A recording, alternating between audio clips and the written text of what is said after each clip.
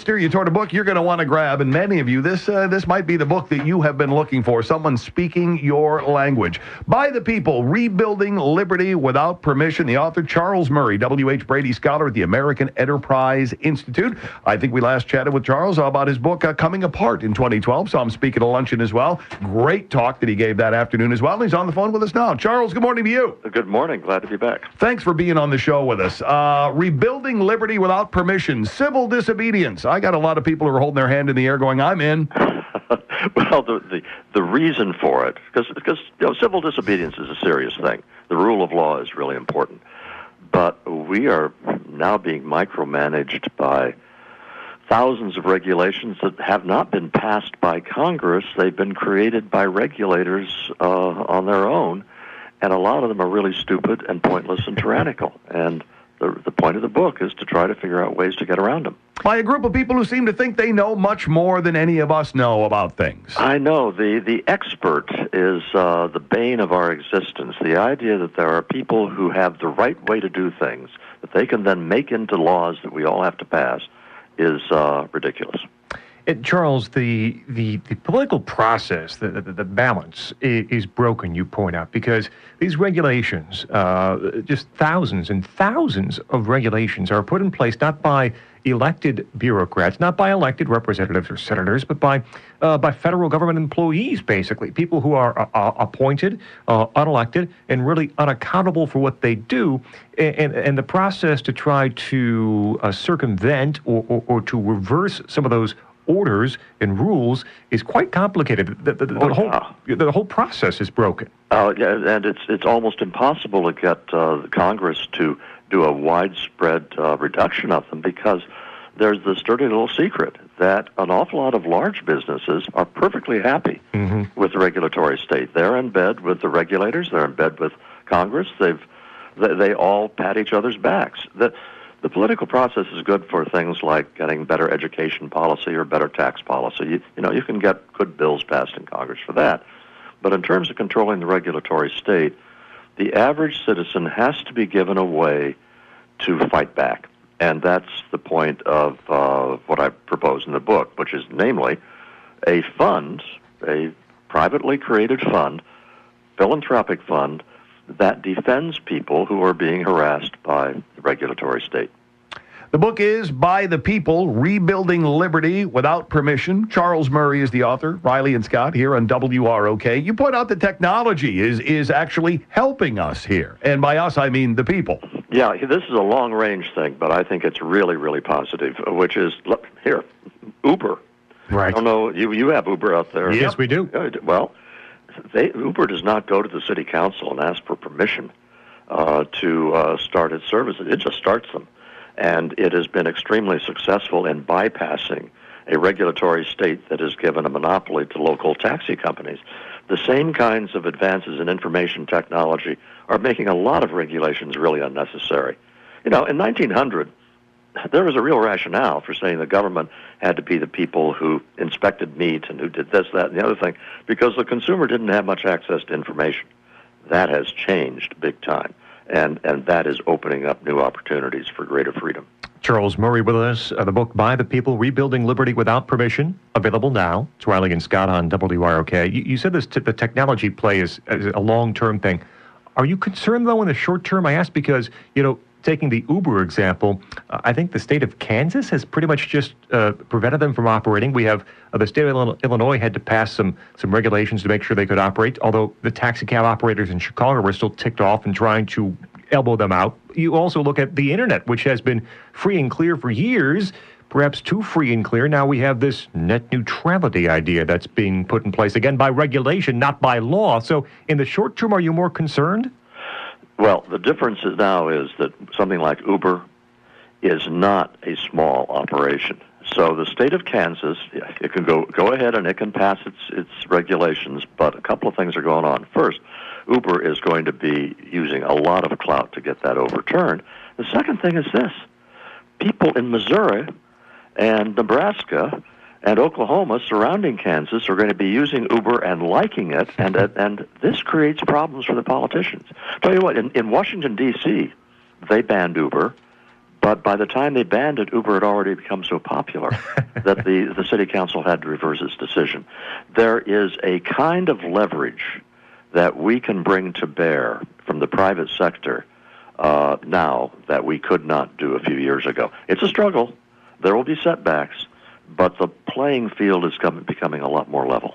You know, and it used to just seemingly be conservatives and libertarians, but you point out in your book, too, that people all across the political spectrum are getting more and more alienated by this regulatory state that we're in. Right, and the Madison Fund, as I call this legal fund, is not going to just defend conservatives who are being harassed by the regulatory state. It's going to defend liberals as well.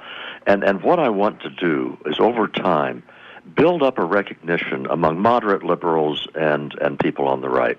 The extreme liberals, there's nothing you can do with. But moderate liberals and people on the right, that look, we can disagree on how much role the government should have, but we can also agree that the role they have right now in our daily lives is way too intrusive, and it's time to move back on it. By the way, just an interjection here. It used to be that states' rights was something that only right-wingers wanted, probably to support segregation. Now what's going on in Colorado and Washington with the legalization of marijuana, all at once you have people on the left who want to be left alone to live their lives as they see fit. I was just thinking about that the other day, Charles. You know, this is a understatement, of course. The U.S. is a big country, and there are many places where the long arm of government can't quite reach. Rural areas, farmers, those who live really in sparsely populated areas.